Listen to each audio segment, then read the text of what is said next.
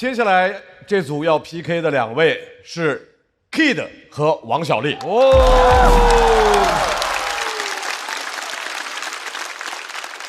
先上场的这位朋友呢，去年给大家留下了深刻的印象。去年他讲了很多和自己有关的故事，自己的工作、自己的家庭。今年他决定，不讲故事了啊，决定和大家分享他的想法。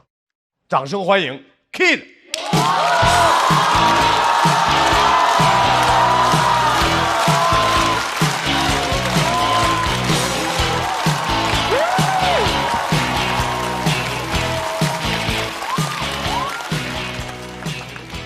大家好，我是 Kid。大家好，非常喜欢大刀的表演，但我今天带来的还是传统脱口秀啊。过去1年一直在演出，前两天演着演着收到一条观众的私信，问 Kid 今天演完可以 SD 见一下吗？有人知道什么意思吗？知道。什么意思？Stage door 问你能不能在演职人员入口和你合个影什么的 SD。我哪知道啊？我哪知道啊？想半天给人回过去一个，行，有机会我们山东见吧。SD， 因为我们现在观众太年轻了，我的私信里还有很多说 Kid 啊，刚毕业很迷茫，不知道老家和大城市哪里好。这个问题，以我浅薄的经验，当然是大城市好啊，是吧？我在上海才会听到，实在不行回老家吧。我从来没有过在我苏北老家听到过，实在不行去上海吧。你知道这个话出现在我们县城，那只有一种情况，就是你这个病啊，实在不行去上海吧。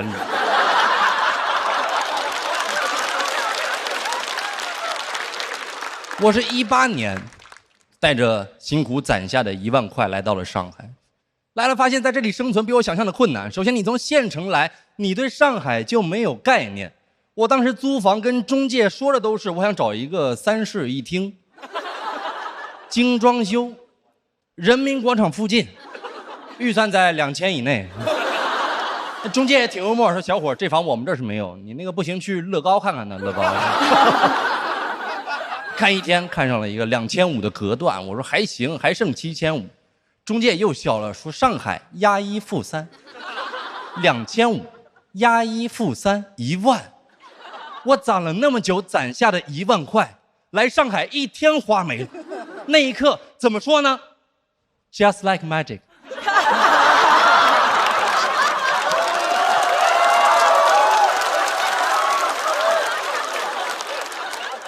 哦，这么个魔都是吧？这么个魔都，咬牙租了，我说也不能灰溜溜走了呀，没钱用，我这只能变卖一些以前买的球鞋、潮牌衣服。日子越过，衣柜越空。有天打开衣柜，我都绝望了。我说这是没灰溜溜的走，怎么要光溜溜的走了呀？怎么净身出户了呀？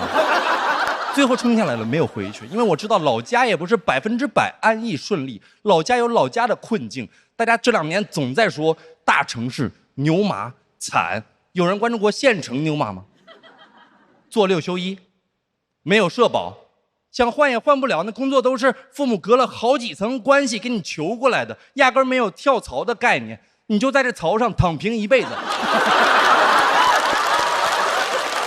是吧？最关键的是你在上海当牛马，老板还只会让你干活，你在老家当牛马，每天都有亲戚逼你配种啊。我现在每次回家，我都得用上海牛马的话术应付苏北牛马的活。人生大事你得放在第1位。我说收到。你得分清轻重缓急。我说好都好都。你得赶紧结婚，赶紧把孩子生了。我说最晚下周给你。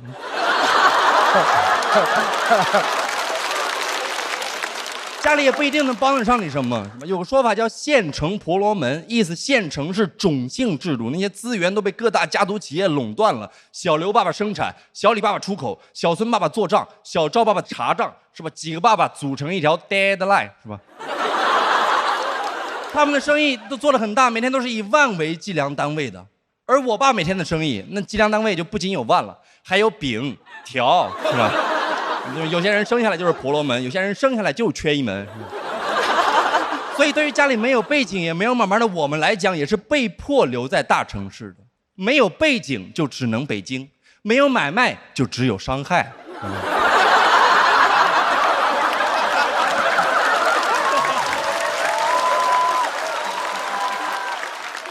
反正不管你去哪儿吧，咱普通人在哪儿都不容易。咱们的人生处处是苦海，要不然为什么各行各业都在说要上岸呢？我只是觉得你选择完一片苦海，你就别管别人在怎么说了。经常有人跟我，他也没来过上海，就跟我说上海不好。我说你去那儿干啥？上海只是有钱人的乐园。我特别不理解这句话，上海只是有钱人的乐园。有钱人难道不是在哪儿都是乐园吗？是吧？就算那真是有钱人的乐园，这也正是我从县城来的原因呢。乐园，那最需要的就是工作人员嘛，是吧？咱们就是赚钱来了。有钱人在哪儿，钱和机会就在哪儿。因为在有钱人的眼里，钱是万能的，你也不知道他们会拿钱干什么莫名其妙、你理解不了的事情。很可能明天就有一个上海富豪说：“哎呀，这每天睡前就想听人在床边给我讲点谐音梗呢，怎么上哪儿找去呢？”我立马拍马赶到，我说：“大哥，您还上哪儿找啊？这不有个现成的吗？是吧？”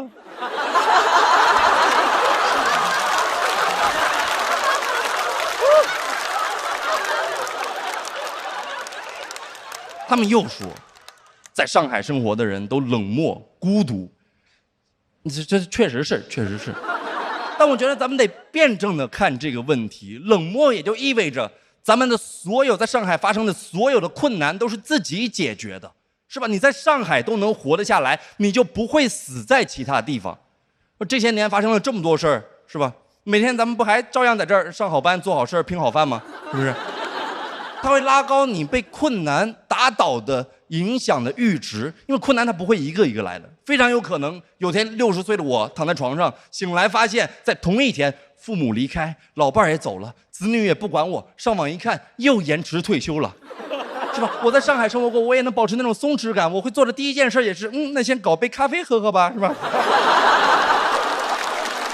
我觉得更不要说孤独了，孤独也就意味着没有人在乎你，你可以用任何方式生活。你看安福路那些人，他就在那晒太阳，要是在老家这就叫不务正业、游手好闲、吊儿郎当、好逸恶劳，在上海这叫 gap。就是在上海就有这种魔力，你在上海你就可以随便找个地方一摊，你就感受这个上海滩，是吧？罗老师又受刺激了。没有人在乎你什么工作，结没结婚。我那个房东奶奶70岁了，没生没嫁。有回过年我没回家，她给我做了年夜饭，我当时很感动，喝了点，跟她哭诉，我说父母怎么压抑我，亲戚怎么挤兑我，同学怎么嘲笑我。她一边给我擦眼泪，一边用很上海的方式安慰我。她说：“哦哟，穷地方都是这样的啦，穷地方。”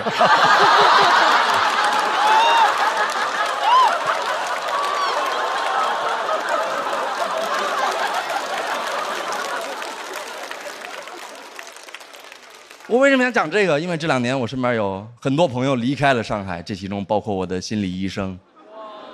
我问他为什么，他说不行，在这儿太焦虑了。好了，我还劝了他半天，但是他很厉害，因为他从决定到搬走只花了3天。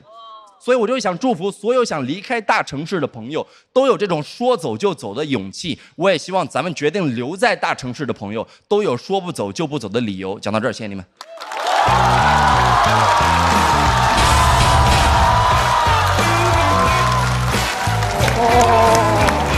大主管看了一下。谢谢 Kid 给我们带来的表演。来 ，Kid， 锁票倒计时开始。再次掌声感谢 Kid。谢谢。Kid 刚才也说了，之前其实，在上一季的，在去年，你更多的是分享的你自己的生活故事嘛，包括工作、家庭等等。对。然后这是本季的第1次，然后上台选择感受式的是为什么？我就是想说，好像这个是这2年大家的一个在纠结的想法，可能很多朋友丢了工作呀，或者怎么样的。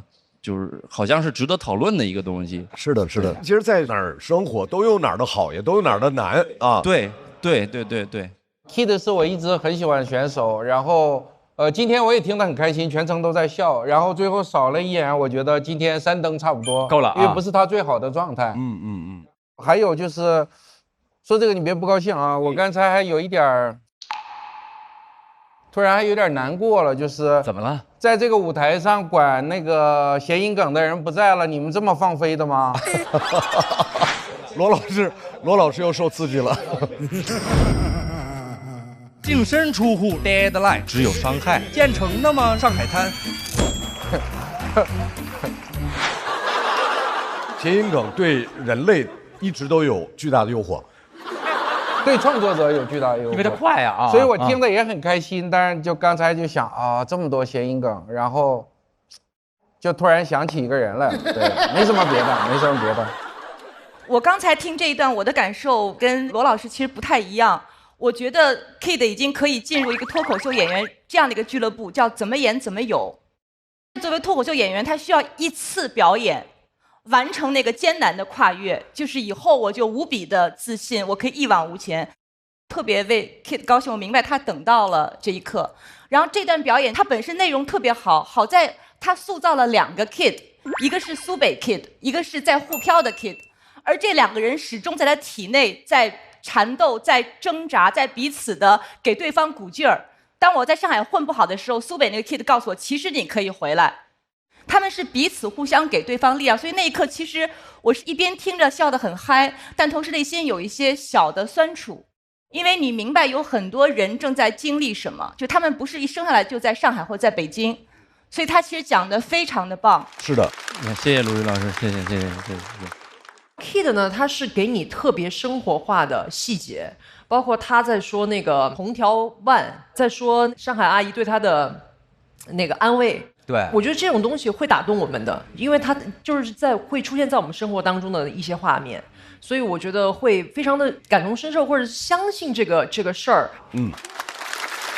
而且 Kid 其实不管是留在上海还是回老家，怎么都挺好的。你爱的桂花香还是蚊香，只要用美团闪购搜的一下都可以到家。再次感谢 Kid 给我们带来的精彩表演，谢谢大家。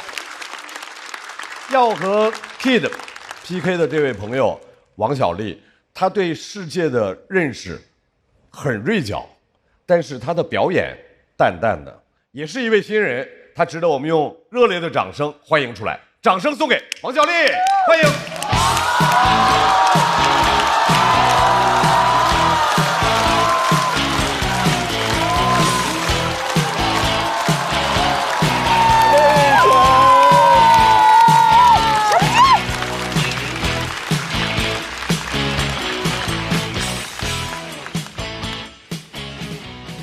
Hello， 大家好，小丽 ，Hello。我今年45岁，一直没有结婚。我每次我说我不结婚，别人都会问我为什么，我也找不到理由。我就是那种从小到大没有幻想过穿上婚纱的人。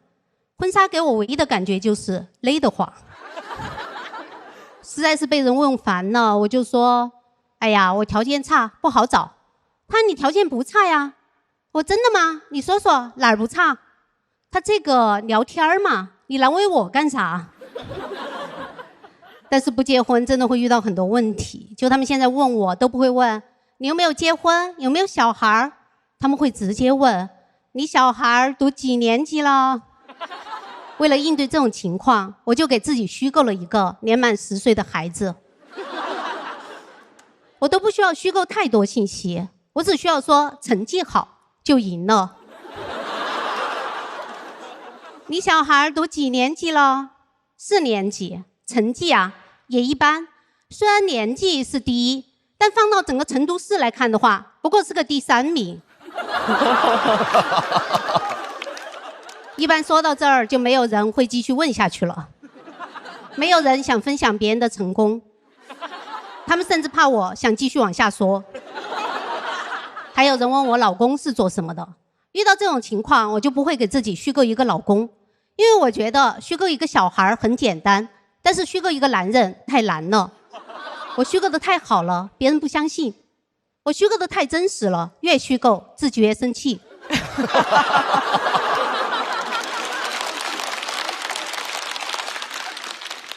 我没有办法虚构一个真实的好男人。后来再有人问我老公，我就说算了，别提了。他们就认定我有老公。虽然我没有结婚，但是我身边同龄的朋友都结婚了。30多岁的时候，他们还会在我面前炫耀，说自己过得有多幸福。我说你带2个孩子这么辛苦，怎么会幸福？他说虽然辛苦，但是每天早上起来给他们做饭，送他们上学，接他们放学，做饭，辅导功课。当终于忙完了，躺在床上看着他们的时候，真的觉得很幸福。我心想，怎么可能？到后来我发现他没有撒谎，因为有一次我一大早起来赶飞机去外地开会，开完会演出，演完出又开会。当我终于忙完了，躺在床上看着天花板的时候，我也觉得很幸福。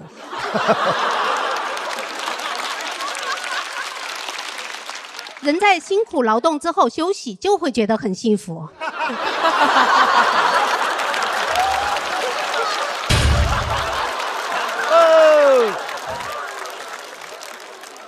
但是没有孩子也可以很辛苦啊。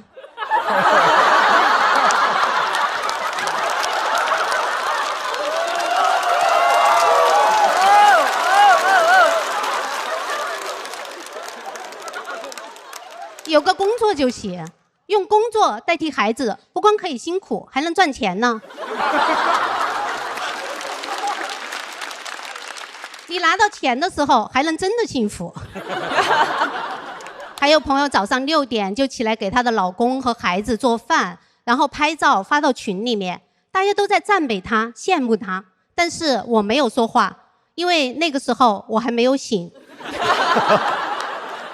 所以他就艾特我说，他说我这种有老公孩子的幸福是你没有办法体会的。大概12点多钟的时候，我终于醒了。我看了一下群里的信息，回了一个刚醒。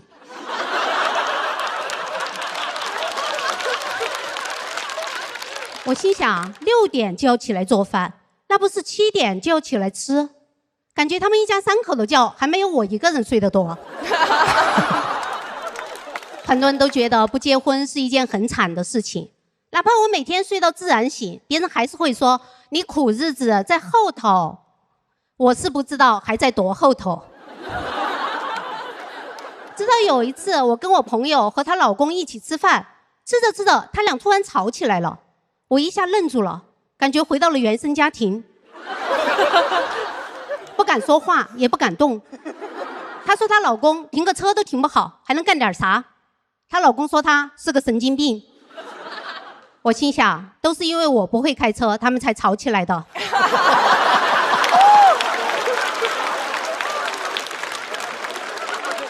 我要是会开车，就帮他们把车停了呀。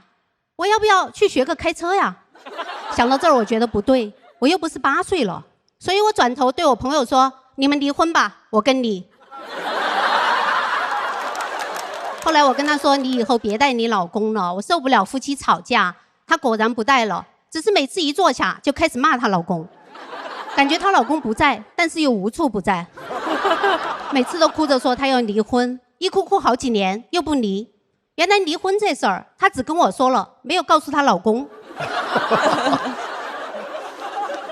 当然她有时候也会关心我，跟我说，哎呀，老师我是在倾诉烦恼，有点不好意思，你有什么烦恼也可以跟我聊聊啊。我没有烦恼。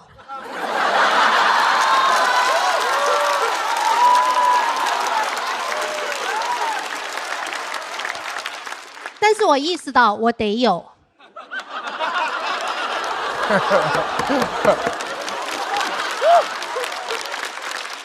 因为烦恼就是我们友情的投名状，我只好虚构烦恼。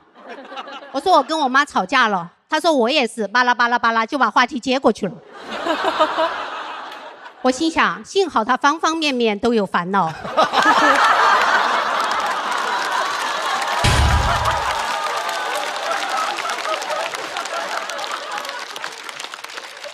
她要是真的关心我，那我就露馅了呀。前几天跟几个朋友一起去吃烤肉，其中一个朋友非要等她老公来了才能吃，其他人也说好啊，等他一起，反正现在也不饿。我心想，来的路上不是都饿了吗？怎么闻到烤肉香就不饿了呢？我想反对，又怕别人觉得我一点饿挨不了，延迟满足能力太差。大家都知道，延迟满足能力差的人将来肯定没出息。但如果我再不吃饭，就没有将来了。我想走，又觉得自己太过分了。为什么别人都忍得了，我忍不了？我是不是太在乎自己的感受了？我这个饿了就要吃的毛病，到底什么时候能改？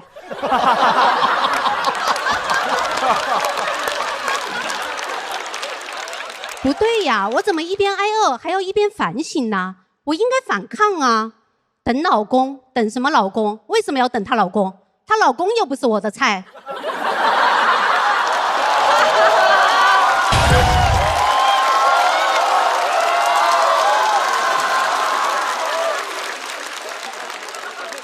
我的菜已经上了呀，凭什么不让我吃？所以我站起来说：“你老公怎么还不来呀？他是不是你虚构的呀？”以前为了合群，我要虚构小孩、虚构老公，甚至虚构烦恼。但是不合群又能怎么样呢？反正我这个年纪还没有结婚的，我身边就只有我，没有人知道45岁还没结婚的人该怎么样。那我就可以想做什么就做什么呀。反正我无论做什么都是榜样。谢谢大家，我小丽。太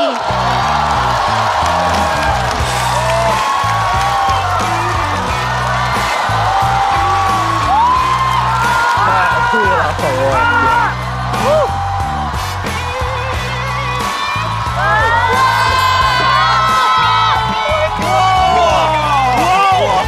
太好了，我这来顶啊！掌声送给王小丽。哇，厉害厉害厉害厉害厉害厉害！新人啊，这是新人，新人啊啊，王小丽，锁票倒计时，再次掌声送给王小丽。哇，太棒了！哇，小丽少女，小丽少女。小丽，你是在之前有过很多的线下演出吗？我说脱口秀有6年了。啊，然后频率呢？表演频率？一个月演几次吧，因为我这个年纪也不能演太多，而且成都也不需要这么努力，感觉。啊？就是演一演也能活，就是不用太卷，就是。刚才春春专门又有点不相信的补充的问了一句，说真的是新人。对，哇，怎么这么优秀啊？完全不觉得。对这个舞台的驾驭，对和游刃有余啊。对，好棒啊，真的好棒。我是玉米。啊，那必须的啊！我好多年前就给你投了好多的票。谢谢。那个时候还是短信投票。那是你唯一的烦恼，对不对？当时感觉哇，我要李宇春加油啊！好棒。哎，大老师的感觉？我不知道，我就感觉我为什么这么好啊？就是因为你知道有一种演员特别神，他跟开了天眼似的，他能看见你每天都在经历这件事儿，但是你就熟视无睹。然后他经过的时候，他就全看眼里，全记心里，全记在对耳段子里。我觉得这是一种特别厉害的。人说天赐的声音，这是天赐的眼睛，他能看见别人看不见，但是你每天都能看见那个东西。我觉得真的这个非常了不起。谢谢。当他那么胸有成竹说出我没有烦恼的时候，我全场炸，我觉得那个特别棒啊！而且很神奇的地方是，你感觉他的每个想法都很刁钻古怪，但实际上全是符合常识的。对，是其他人不正常，他特别正常，从头到尾都是极其正常的。他其实把那个偏差感达到了极致。是。他那个其实有点，我觉得在听他的东西的时候，你会觉得大脑接受的一波又一波的轰炸。那个轰炸的内容其实是非常日常的东西，但那个日常它就有点像那个《皇帝新装》里的孩子。比如说我跟鲁豫姐同时拍的那个点是你老公又不是我的菜，就是这个事情好像就是这样的，是吧？但是可能不会有一个成年人在桌上来说这样的一个话，说我饿了，我怎么去改掉我这个饿了就要吃的毛病？对，就是他的这个话特别像一个小孩说出来的话，但他无比的对。对，太对了啊！他把那层窗户纸直接不是捅破，是扯掉。对。我听了以后特别感动，因为他其实在告诉我们，生活就是应该成多元化的样态。你要知道我自己的一个亲身经历，就是大概去年，我有时候会在线下组织观众来看电影。有一次电影结束之后，我的一个朋友跟我讲说，当时说太生气了，说旁边坐着几个人，有一个对不起是个男的，这个男的就是特别兴奋地指着我说鲁豫为什么他已经不年轻了，这个年纪了还能做那么多节目来主持节目？为什么？因为他没有老公，没有孩子。啊，其实我完全能够相信那一刻他没有任何的恶意。后来我其实在回想，如果我是一个男性主持人，他一定不会讲说他为什么这个年纪还可以做这么多事儿，因为怎么样。就是我们其实现在很多的限制和桎梏当中，你到某一个阶段，可能如果你不选择更主流的那个生活方式，可能会面临的某种困境。所以他能够以那样的方式讲，刚才我其实内心受到特别大的鼓舞。如果我更早能够听到他这段讲话的话，我会觉得更有底气，所以我会觉得非常棒。谢谢。小丽，刚才你说你没有什么烦恼，但是你要来这个舞台来参加这样的比赛，你会有焦虑或者压力、紧张感？我在3月份的时候其实挺焦虑的，因为那个时候就是我感觉就是欲望就是有点脑子里面的欲望有点多了，有点患得患失了。我感觉我要上节目了，完了这个万一红了怎么办？哎呦喂，必须得火啊！那就不能每天逛公园了，你知道？然后就是那个时候就是有点患得患失，然后当时去三阳参加开放麦的时候，状态又特别不好。然后有一次开放麦，我在下台的路上，我就开始责怪自己。我说你怎么回事？演了6年了，就是演个开放麦还演不好。就那一刻，我一下就惊醒了。我说，哎，王小玲，你怎么在责怪自己呢？因为我的人生很少责怪过自己。对。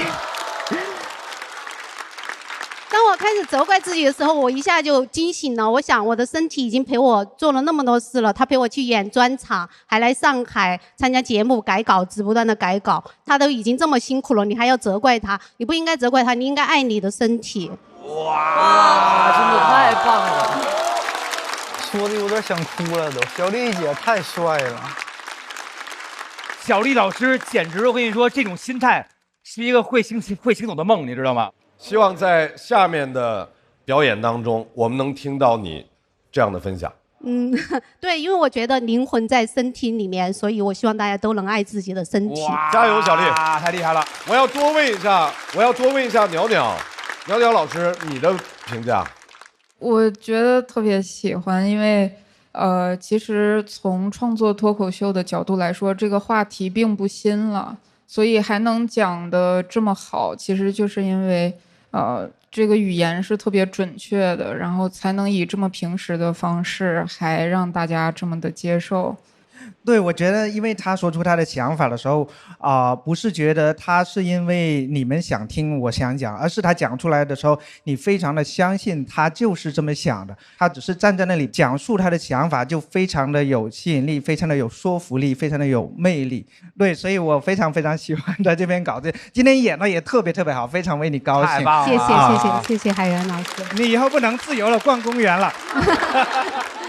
谢谢袅袅，谢谢海源，也谢谢小丽的表演。我们请 Kid 来到台中。很厉害。先来看一下校团给出的支持率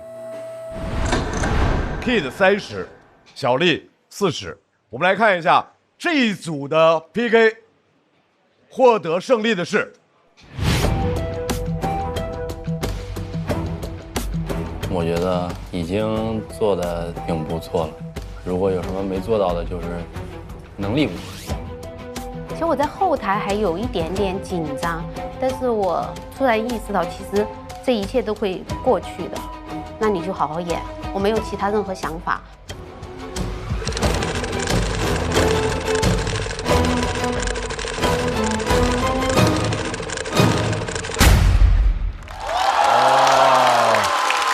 厉害啊！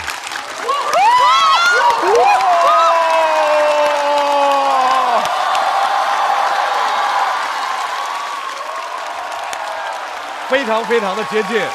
王小丽282票 ，Kid 260票。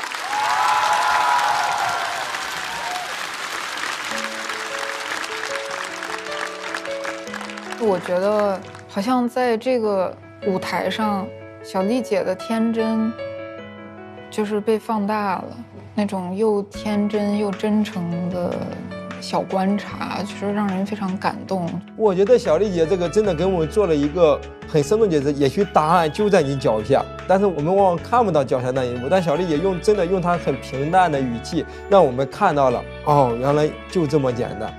我觉得这个小丽姐身上就让我们看到了简单的力量。王小丽282票，我们要祝贺王小丽顺利进入到晋级区。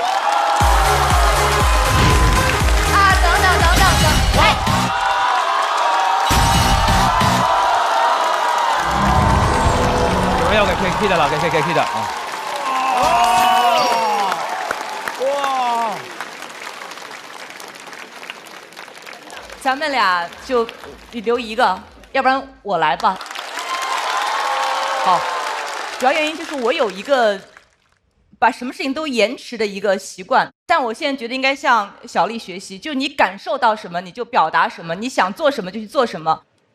那我觉得 Kid 这一季一定会有特别好的表现，所以我愿意给他这个机会。谢谢。那我再等等。对，你再等等，春春。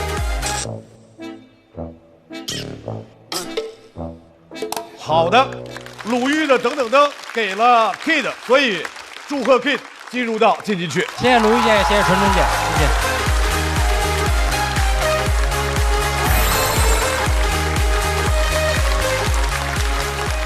Kid 本来我也想给啊，因为 Kid 实在太优秀了，所以我觉得 Kid 要非常值得那个灯啊！我支持鲁豫老师给 Kid 啊！我都没想过有人会给我拍灯，很开心嘛，很谢谢鲁豫姐。太好了，太好了，太好了。这一组节目，我当时看的时候，我说实话，就是在我眼里，那是一段极致的技术跟极致的真诚。在这个舞台上，这两种碰撞的时候，还是会那个真诚会更胜一筹。票数具体我没想过，但我知道我会赢。我跟谁 PK， 我应该都会觉得我会赢，因为我觉得我自己挺厉害的。那如果未来有一次输了，那就是感觉错了呗。我也是会犯错的呀。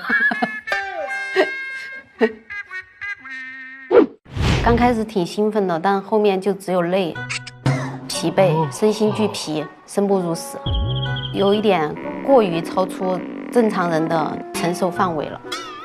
我希望下个赛段让所有人都轻松一点吧，不是说我们熬个3天3夜下来，这个节目就会变得非常好看，没有这个必然联系。我觉得所有人就在一个圈子里面圈住了，大家都觉得好像是合理的，没有人提出反对，好像大家都默认了这个事情是 OK 的，没有人提出要休息，没有人说走就走。我走了。我很喜欢小丽姐，她很松弛，她会带着我去逛公园，逛着逛着，她突然我们躺一会儿吧，然后我们就在公园草地上躺着。因为我做这个行业说脱口秀嘛，脑子会过度的使用，思维会停不下来。我为了抑制自己不要过度思考，我就开始去逛公园，然后就爱上了逛公园。就你有没有发现，公园的小孩就很舒展，地铁上的小孩就很容易哭闹，因为他就知道哪儿是好地方嘛。他们是凭身体感知来感受这个世界的，就他脑子还没长明白，但是他们的身体感知就知道接近大自然更舒服。所以大家可以多逛逛公园，像小孩一样。我现在最喜欢的就是逛公园，然后看鸟。我觉得脱口秀演员如果要形容成一种鸟的话，有点像雀渠，因为它会学其他鸟叫，然后它还会把其他鸟吸引过来，然后打它。就感觉这种鸟挺幽默的，就感觉有点像脱口秀演员。我有点像夜鹭，就是他们叫的叶师傅。他就老是在那儿呆呆的，不知道在干嘛，然后看着前方。我估计他是在休息，太舒服了，好想每天都逛公园啊！不行啊，王小丽，你干嘛？你不是要拿脱口秀大王吗？怎么能每天逛公园？但我后来发现，其实不冲突，就是也没有规定说脱口秀大王不能逛公园。来，再下一组要 PK 的2位是管泽元姜子浩。我想选那个蒋大白画，讲大白话吧，可以啊。那是他俩吗？对，你确定吗？有可能是他俩，还有迷惑性。那我选了不就是赢了也赢不了，输了不亏。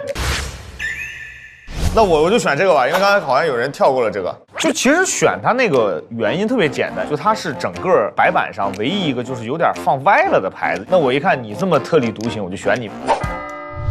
讲大宝坏事。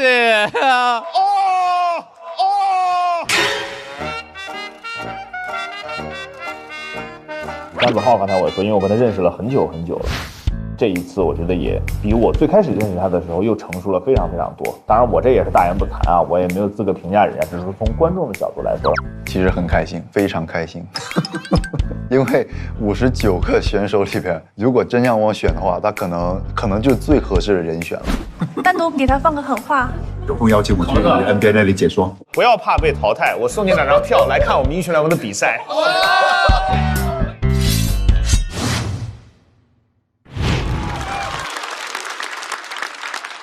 首先上场的这位朋友呢，对我一说名字，底下就有人在重复他的名字。其实，在脱口秀的舞台上，他不是第一次来了，之前来过啊，但是身份是嘉宾，这次的身份是选手，说明什么呢？说明电竞圈也不好混。掌声欢迎电竞解说管泽元。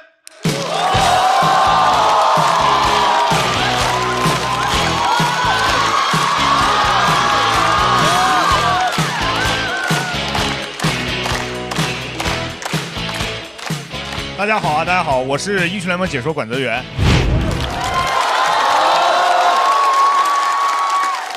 熟悉我的朋友都知道啊，其实我还有另一个名字叫管住嘴，就因为我预测什么那个结果老是会反着来，所以我也有点好奇，就是为什么今年咱们节目找我来？难道是想让我预测一下对面那个节目办的比咱们这边好？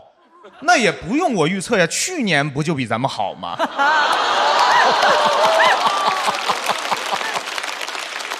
当然，我要跟大家说个实话，就是我预测其实是内心的真实感受。每次预测，我不会为了所谓的这种节目效果去博眼球，我都是做自己，就比 real， 你们知道吗？我一比 real， 大家就让我闭嘴。就我一个语言类工作者呀，我一说话，大家让我闭嘴，这种痛苦谁懂啊？只有张绍刚老师能懂了。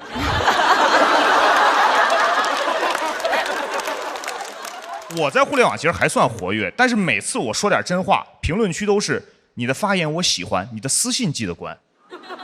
我从来不关私信，大家别看我解说是穿西装，其实我出的是肉装，可扛骂了。我回家还安慰我爸妈呢，我说爸妈没关系，你们儿子可坚强了。我爸妈说是你是没关系，骂都是我俩。当然啊，为了我和家人的这个身心健康，有段时间呢，我也跳出了电竞解说的这个舒适圈，我尝试去干点别的。我去拍过网络短剧，我发现这个成名之后啊，确实很难听到真话了。我演得很一般，就这样还是得到了导演的夸奖，这夸的比骂的还难听。在片场，导演直接喊我老戏骨，说我才是真正的演员。我听完心里特别复杂，因为前一天晚上我打游戏狂送的时候，队友也是这么说的：你这么能送，你是真正的演员。我赶紧跟导演说，我说别这么说，我比昨天的演技还是略差一些。谢谢大家，我是管泽元，谢谢。你对今天自己的这个感觉是？我觉得随着你越去想要了解一件事情，你越会发现其中的不容易吧。那脱口秀就是如此，它虽然是说话，大家都长了嘴，都能说话，但是可能就是我越去想尝试做这个事儿，我越发现这个事儿真的非常非常不容易。而且今天有这么多优秀的演员跟我同台表演，所以我非常开心。我一直在跟他们说，就是甭管比几轮，能站到这个舞台上跟大家一起，我来努力的试一试这个事情，我就特别特别高兴了。然后也能见到这么多朋友还有老师们，谢谢大家。要和管泽元 PK 的这位朋友，大家都很熟悉了，沪漂7年，本来是广东人，但是这7年不知道现在粤语说的怎么样，完普通话越来越好。好嘞，掌声欢迎姜子浩。姜子浩。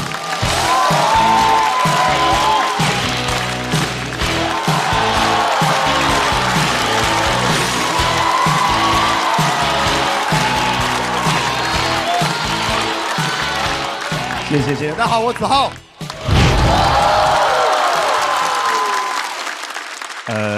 有些朋友可能知道啊，我係個廣東人啊，對，廣東人嘛。然後其實我在上海做脱口秀做了7、8年了，然後前段時間一直在廣東那邊做我那個粵語的那個脱口秀。說真的，跟普通話比，粵語那個演出實在是太落後了，你們知道嗎？我回廣東的第1場演出，我還是作為神秘嘉賓去的。這是笑點嗎？這個地方？結果那天呢，那個俱樂部你知道多原始嗎？因為他人手不夠，然後那個老闆還讓我幫忙在外面檢票什麼的。不是我這個人敏感吧？你們有人見過神秘嘉賓檢票的嗎？哈，我一心是想着回去衣錦還鄉的，結果說了一晚上 A 區2張，你知道嗎？那場演出一共就這麼10幾個觀眾，然後坐在第一排5、6個都聽不懂粵語的。我講到一半我都有點生氣了，我說你們聽不懂粵語，你們來幹什麼啫哈？然後前面那個觀眾跟我說啊，我覺得你們講粵語很好聽啊。好聽有鬼用咩？又冇人聽得明，喺呢個爛鬼節目啊，年年俾人當生豬肉咁砌啊！如果可以講廣東話，我早就發 Q 達啦，過撈嘢真係。好聽嗎？好聽沒有用的，沒有人聽得懂啊！說真的，哎，我真的覺得現在粵語市場搞成這個樣子，就是怪這個脫口秀這個破節目的。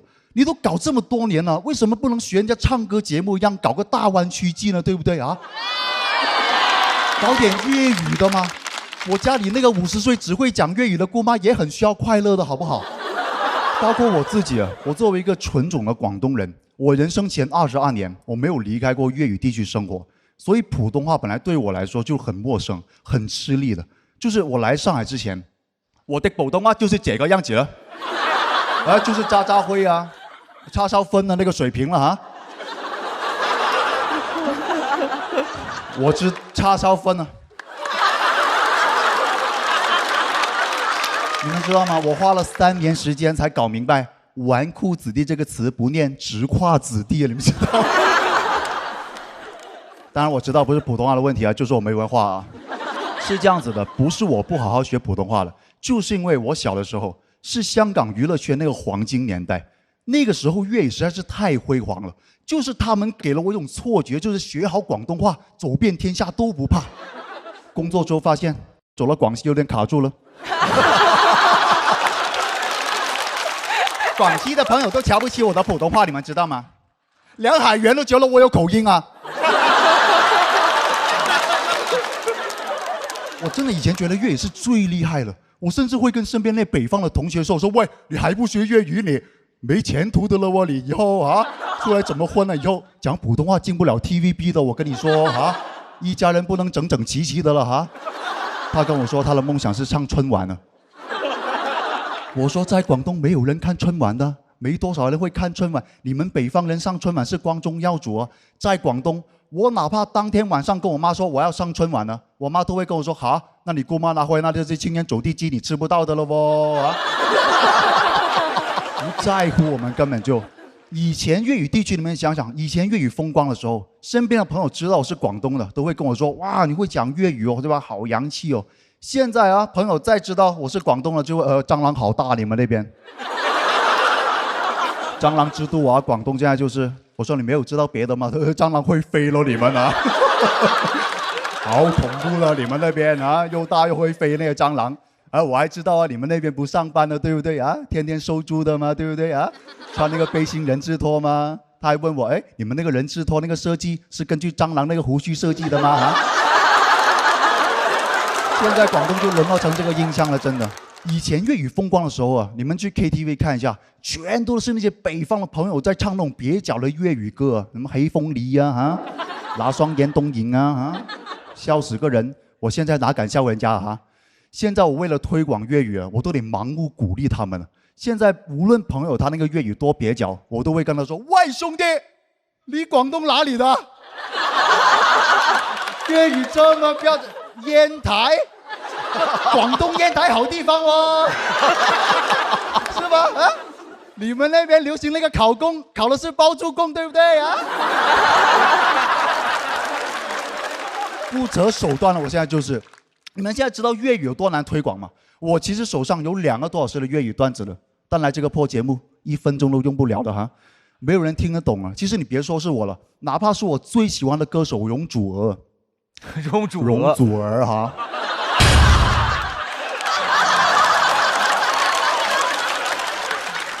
他在粤语区都当天后了，真的开了无数的演唱会，几百首金曲，无数的金曲。一来到内地的节目，又开始挥他那个翅膀了，你们看到吗？我真的心疼他，没有用。近几年他已经进步的了，开始让大雨落下了，对不对啊？南水北调了啊，像个东海龙王一样了，一天天。我真的心疼他。其实这个事情啊，都怪这个香港的娱乐圈了。因为一直以来，你粤语那个文化的输出都是靠香港那边娱乐圈。然后你看看最近的10来年，香港娱乐圈有出什么几个能打的年轻的那明星吗？没有了。你反观内地的年轻明星，塌房都塌了好几轮了，人家。但这个事情不能怪年轻人的，主要是曾经的那些粤语文化的顶梁柱，现在也没有几个在为粤语出力的了。我这里有份名单哈。我一个一个给大家讲讲这帮人都在干什么鬼啊哈！气死我了，真的是啊！先说个导演啊，王家卫。哎，王家卫啊，可以说是粤语电影一个时代标志了吧？那时候啊，连重庆的森林里啊，讲的都是粤语啊。现在呢啊，现在宁愿拍《繁花》、拍《沪语》，都不愿意为粤语出一分力吗？《繁花》，香港的《紫荆花》你拍过了吗？啊？顺德的豆腐花你拍了吗？拍《繁花》，蒙老师瓦特了，我跟你说哈。疯了这个人，疯了，对吧？不过我后来查了一下啊，王家卫是个上海人哦。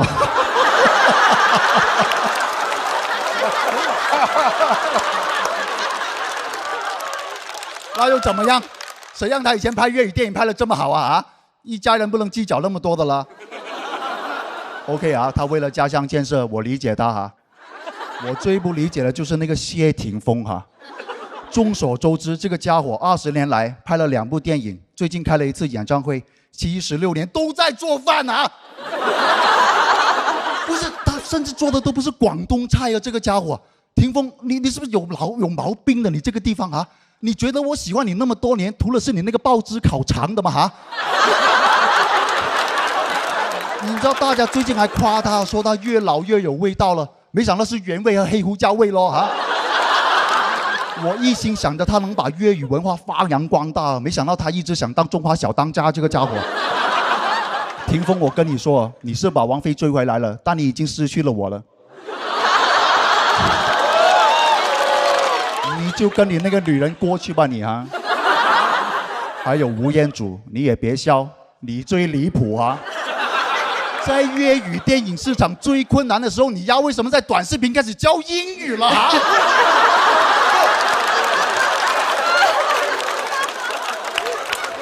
解释一下 ，Daniel Wu，explain it 啊！为什么要教我用英语点咖啡和酒店入住呢？这2个事情需要动用到你吴彦祖来教我吗？是不是有点太大材小用了？点咖啡你不是直接指着菜单 diss 不就好了吗？你酒店入住无论前台说什么你就 yes 就好了啦。收手啦阿祖。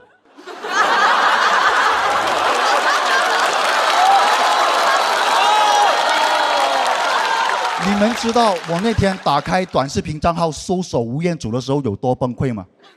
在众多长沙吴彦祖、重庆吴彦祖里面，谁能想到吴彦祖教英语那个是你呀，大哥！英语这个东西谁教不能教啊？你在这里瞎敲心什么鬼啊？真的是。但我们粤语不一样啊！现在唯一能拯救粤语的项目就是吴彦祖嘴把嘴教你讲粤语了。能力越大，责任越大，阿祖，真的快回来啦！大湾区需要你啊！你把向佐留在内地就可以的了。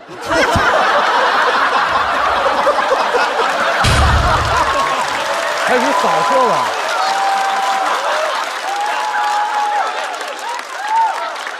阿祖，我不管了。2025年我会一直在大湾区做我的粤语东笃笑专场的。你如果对粤语还有感情的话，就回来当我的神秘嘉宾啊！我可以安排你帮我检票什么的啊！记得带上霆锋的烤肠还有祖儿的翅膀啊！一家人最緊要係齊齊整整嘛。謝謝大家，謝謝。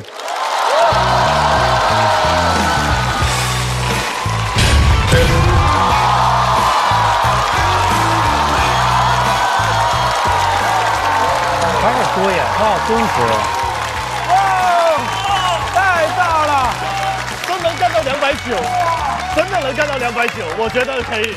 来，各位赶紧拿出手中的投票器，为姜子浩投票。倒计时开始，热烈的掌声。姜子浩坚持了7年了，在脱口秀的舞台上坚持时间最长的，看出来已经疯了，然后疯了，7年终于在那条轨道上，在常规轨道上走不了了，然后疯了，太棒了，了不起，子浩，爱你么么哒，真的是太好了。希望你收到我们的掌声之外呢，不要收到律师函，好吧啊？刚才说到了广西口音的海源，海源你是能听得懂粤语的，对不对？我在广州看过他的专场，然后非常非常好就是讲粤语的姜子浩，你感觉是另外一个灵魂，就是他在用他的语言去讲述他那方面的段子的时候，你会觉得是一个如鱼得水，就是很自由的那种感觉，非常好看，非常好看。谢谢。子浩，你怎么想到在今天就彻底不管了，我要进我自己的舒适区？哦，没有啊，这篇稿子就是这么设计的。然后，对我国语的表演风格是这样，我其实粤语是一个非常文雅，然后。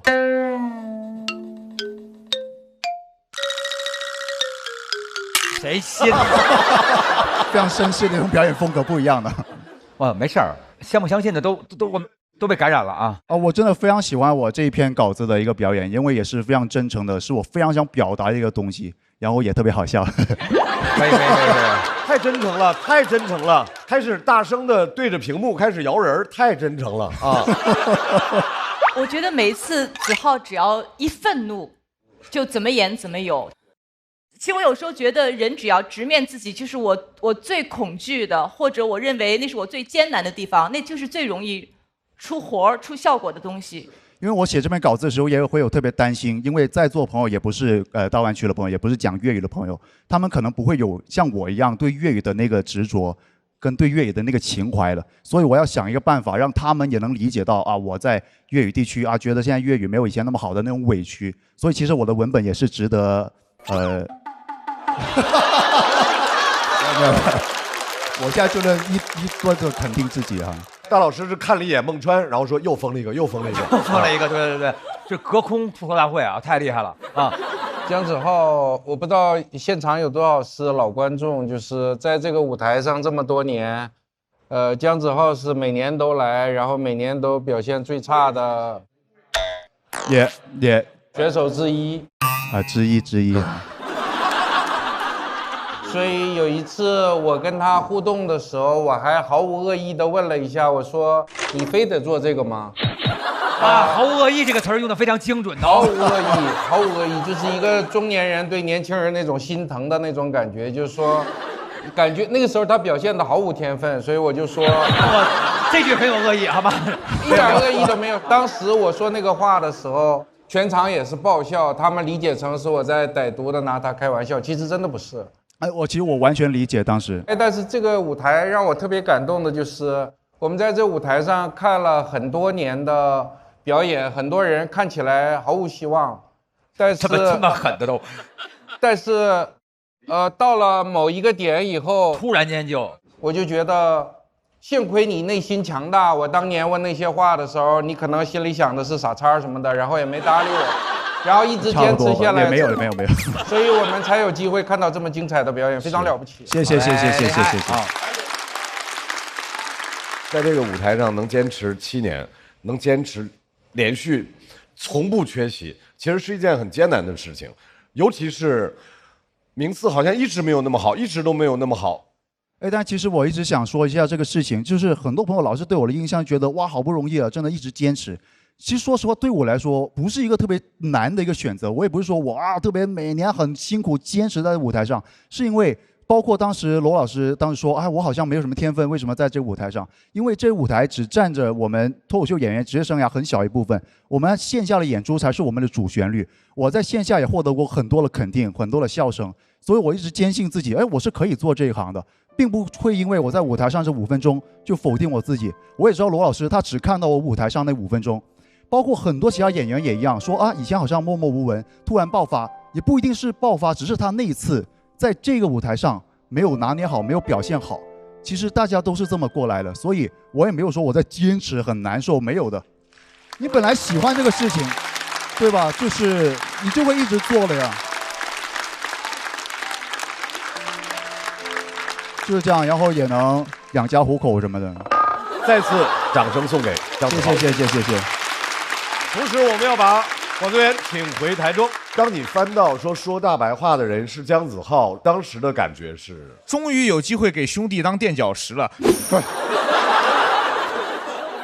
我得说一下这个话，管哥真的人真实在太好了。当他知道是对手的时候，一直跟我说：“子浩，我送你一程。”不是那个意思，就他一直说啊，碰上我你好好表现，一定晋级，肯定晋级。什么我在那个等你什么的，其实没有必要。就因为这个怎么说，你是跨界来，这是我的饭碗，然后。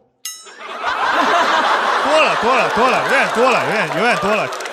各位，他们2个的 PK 真的给我们带来的都是惊喜，一个是跨界的惊喜，一个是坚持的惊喜。再次把掌声送给2位。票团给的姜子浩是40票满票，我们来看一下2位的最终票数是。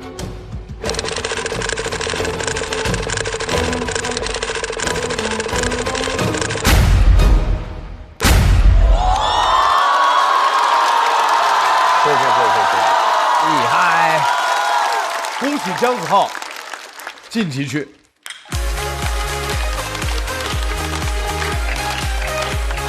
我们需要进入到等待区。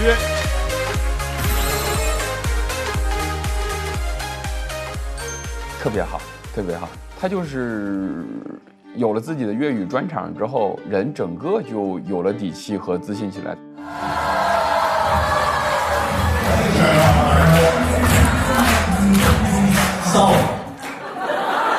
多謝大家，買唔到飛，我5個想把食過完喎。開心疲憊，演了2個多小時，今天都給你們，行了吧？第一次做專場，我真的量大管飽，我真的。今天的演出是200多人嘛，希望有機會能去到一些更大的場地做演出。我想去紅館，對，是黃子華的那個紅館。未來點樣令粵語同篤笑發展得更好？好問題。首先我嚟呢個節目就係踏出嘅第一步，去令更加多嘅人知道有人做緊呢件事，而且做得唔錯。我希望更加多講粵語嘅演員要繼續堅持做呢件事，但係我相信我做呢專場會刺激到佢哋。哇！大灣區之光！多謝爹哋媽咪，我得咗啦！我做過好幾次粵語專場，賣不動。那你賣不動，沒有人買票，你就沒辦法演，你怎麼演？你上街頭演嗎？對吧？希望就是借國語脫口秀的平台，能宣傳一下我們家鄉的文化，在國語脫口秀的舞台上積攢一點點自己的名氣或者影響力，然後再用這個影響力去普及我們的粵語那邊去。我很喜歡粵語文化，不管是電影、電視劇還是歌曲，我真的就是覺得它是無法取代的。我感覺它是我心目中的一束光，好像是我家裡珍藏了很久的一塊寶物，很希望就是我們的粵語的文化能重新回到它的輝煌，而如果我們能成為這個重新輝煌的一小分子，那就最好了。希望自己可以成為跟黃子華同台一起演出的粵語脫口秀演員。這麼大龍頭嘅？係啊，人如果冇夢想，同鹹魚有咩分別啊？江子豪，你今次仲唔死？係紅死，笑死，做佢大世界。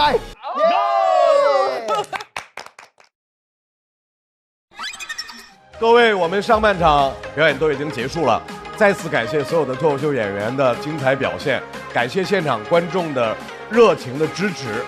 想来现场体验线下脱口秀演出的快乐吗？各位，超多的演出等您来看。第1轮脱友全国巡演即将开始，关注你喜爱的演员，并许愿想看的城市，朋友们就有可能来到你的身边。相信下半场一定会更精彩。休息一下，我们马上回来。大家好，欢迎来到脱口秀和他的朋友第2季第1赛段轻轻交手赛。我领导现在就属于 AI 梦男这一块的，就人工做的活他不喜欢，人工智能做的就喜欢。在这个舞台上，脱口秀演员最爱骂的就是老板。放心，我保证，接下来不会再有人去世了。感觉我这辈子到头了，我现在死这儿得了。放松一点啊，今天没有捐款环节啊。我这次来呢，只带了2个亿。我爸说你睡吧，你睡了就能帮到我们了。我就晓得你的心里压根就没有我心里肯定没有你，晓得吧？什么喜欢，什么热爱，不是还有责任、使命和担当吗？搞得我一头雾水。哎呀，小男孩嘛。这么多好段子，我只觉得王府里的女人太多了。怎么还是老对手啊？你们就没有一个人想去对面吗？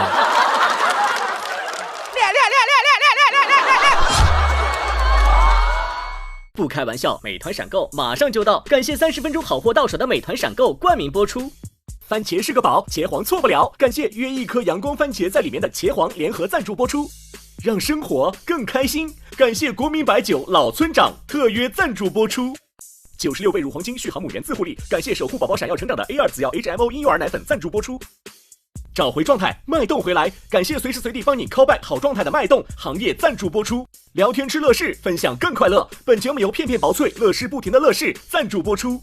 真好笑，真有机，本节目由3方认证真有机的海天有机赞助播出。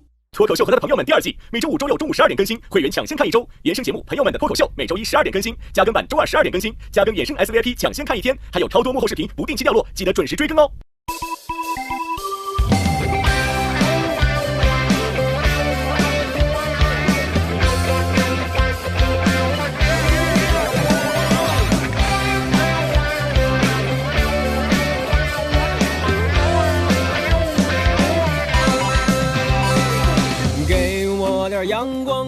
更多节目精彩资讯尽在新浪娱乐微博综艺、新浪综艺。感谢新浪新闻、腾讯新闻、腾讯娱乐、立地城传媒对本节目的大力支持。谁都拦不住我，都我自己玩。给我一个木马，我就开始旋转；给我一个主角，我就开始撒谎。